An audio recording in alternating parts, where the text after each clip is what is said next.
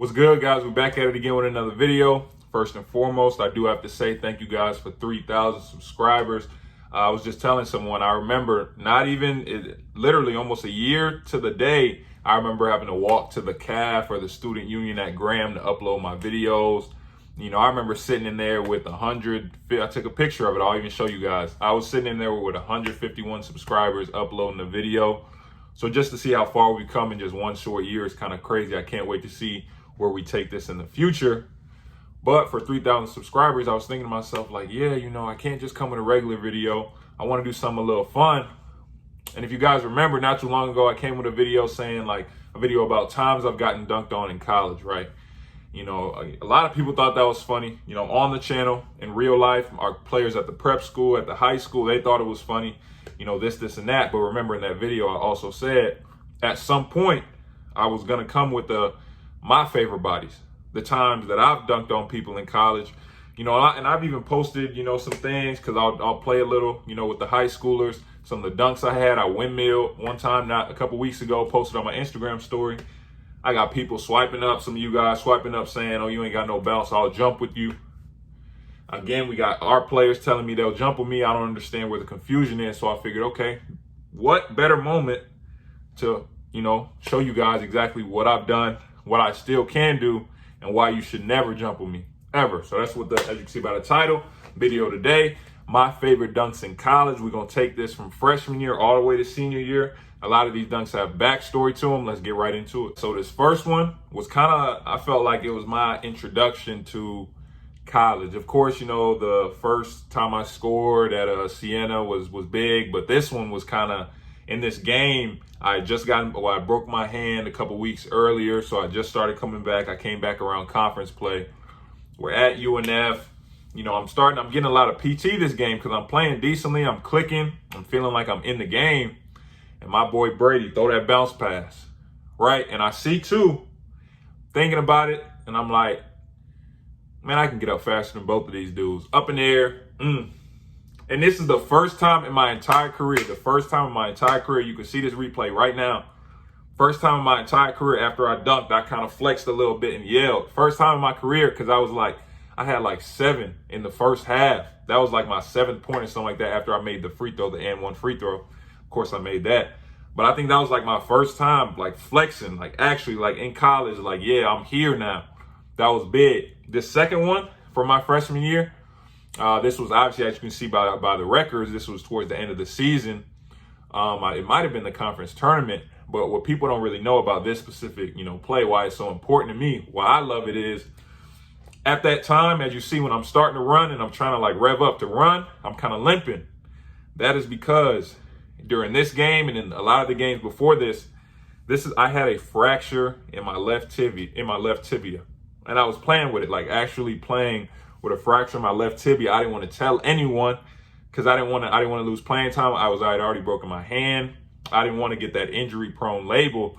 So I just toughed it out. So this is a conference tournament. I took like 4 ibuprofen before just to play because I really just did not want to sit out at all. Ran down the floor, and the leg I jumped off is the leg the fracture was on. So when I tell you, you see I didn't get up that high. I finished it. But I'm telling you, when I was running back down the floor, my leg was on fire. Luckily, I was a freshman. He took me out not too long after that. But that was just a big time play for my career. Let's move into sophomore year. Sophomore year was sophomore year was the year where I started to have a reputation around the league, where I started seeing some hesitation when I'm about to jump. Like dudes started like thinking about jumping with me because I tell bigs this all the time, even guards. When you get in that paint and once you start dunking consistently in college, of course, they do scouting reports. Dudes is not trying to get put on posters. I'm telling you, dudes is ducking smoke if they know you was trying to dunk everything. So all of a sudden I started to see people kind of, wait, he looks like he don't want to jump anymore. Okay, I'm dunking everything. That's what I did that entire year. I'm telling you, I went 4 or 5 games with a body in every single game. Let's get into it. I want to start it off with this one, though. It's not a body, but it's a oop. Light show of athleticism. My boy Troy, shout out to him. He plays in the G League. I'm pretty sure everyone knows who Troy Baxter is. I got more bounce than him, by the way. But, you know, he throws me the oop, catch it with 2, finish with 1. light. Like, I'm running down the court. Like, did y'all just see that? Like, freak athlete. Catch it with 2, finish with 1, make it look light. That was just, I just wanted to show you guys that. But we'll start it off with NJIT body. You know, I get this little drop off. I'm not thinking he really gonna jump with me, because this is, keep in mind, these aren't really in order. I'm just doing it like the kind of lightest to hardest. So, you know, get the drop off. I already have a couple, like 3 bodies in a row, 3 games in a row. I'm like, he's not gonna do this. Like, he's like, what's wrong with him? And he's shorter. He got bounced, but he not jumping with me. Easy. I'm like, he's stupid. You can see my teammate, shout out Rue, start to get up before I even finish it. Easy. 2 hands. Easy. Light. I'm talking about easy. That was just something I just did. But second one, which one I want next? We'll go for Lipscomb. Right? So another reason why I tell, you know, bigs, like, you got to be able to think as well as play the game, because in that split second in this play right here, I recognized, you know, who was jumping with me. And I knew in that split second, as the ball is in the air, because it was supposed to be an oop, but I realized, okay, I can't really catch an oop right now. So I realized as it's in the air, I'm going to catch it. I'm looking, I'm like, hold on, who is this? He's not jumping with me. I swear. I remember this specifically. As I'm catching it and coming down, about to jump back up, I'm like, wait a second. He's not getting this. 2 hands, strong, late in the game too. On his head, light. Like, during this part of my career is where I really felt like I was healthy. Like, I couldn't wait to see how good I was going to be that next year. Like, I felt healthy. Like, I felt at the top of my game. I'm finishing everything. I'm finishing around the rim. I just looked at my synergy around the basket. I'm 96th percentile in the country. Like, I'm feeling like I'm him. These last two, we'll go to this UNF one first. Shout out Cardo. Cool pick and roll. Similar situation. I saw it too, but in my head, again, once you start to get in your head like that you really dunk something and like dudes can't jump with you, I'm telling you. So I catch it. I see 2. It didn't matter. I got different angles of this one too, because it was tough. Over 2. Again, 2 hands. Go up with 2 hands. They're not blocking it. If you go up with 2 hands strong, you go up with 1. Of course, somebody can catch your wrist. Somebody can do that. But if you go up 2 hands strong, they're not stopping you. Straight up and over. Flush. This last one is, I think, the best body I've had in college. Like, no, not even just in college, in general. Like, this is my best body, right? So the narrow drives baseline. And this is one of those moments in my career where I can say, like, once you get to a point and you've played basketball for so long, you know, muscle memory starts to take over. So with this play, on this play right here, I blacked out. Like, when I say I legitimately blacked out, when I saw narrow driving baseline and he threw me the pass, I swear it just kind of went black. And it was just, my body was moving. I didn't think about it. My body was moving. I took the 1 power dribble, go up strong. And I'm like, oh, okay. Bang it. Hang on the rim with the left.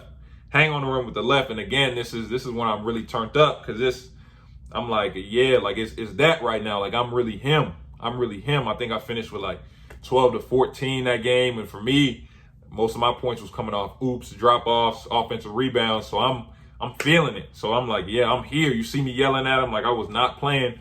Keep in mind, dude I dunked on was also from Georgia. So I've been playing against him for a while. So I was already ready for it. And he was ranked above me in the state rankings because he was the same class as me. So I was waiting on it. So I was already ready, yelling, lit. Let's go into junior year. My junior year was kind of the year where my body started to, it was not messing with me at all. You can go look up my stats. My minutes dropped crazy.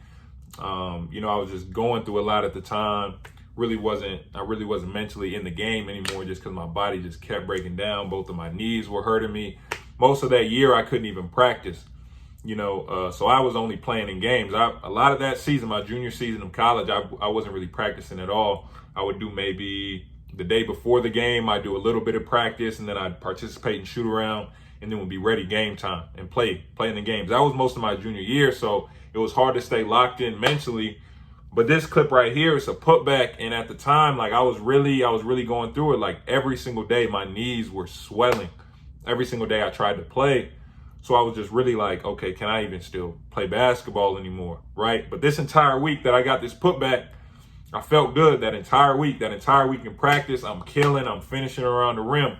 One thing I kept doing though was getting putbacks, which is why I tell you guys, practices directly translate into games. Practices directly translate into games. However I was playing that week, how I was feeling that entire, week of practice, when that game time came around, this putback, it felt like it was practice. Like I'm telling you, that's why I'm saying when you approach practice like that, I was locked in that entire week. So that game, when I got on the court, we're also playing a big that I consider one of my rivals. I was locked in. I was ready to go. So even though that dunk might not be too crazy, somebody jump with me, but it might not be too crazy, but it just meant a lot to me because that week I kind of found myself a little bit, and I was doing that putbacks the entire week, and I finally got one in the game. Kind of changed my mindset about practice and like really understanding, okay, you got to be locked in whenever you get a chance to get on that court.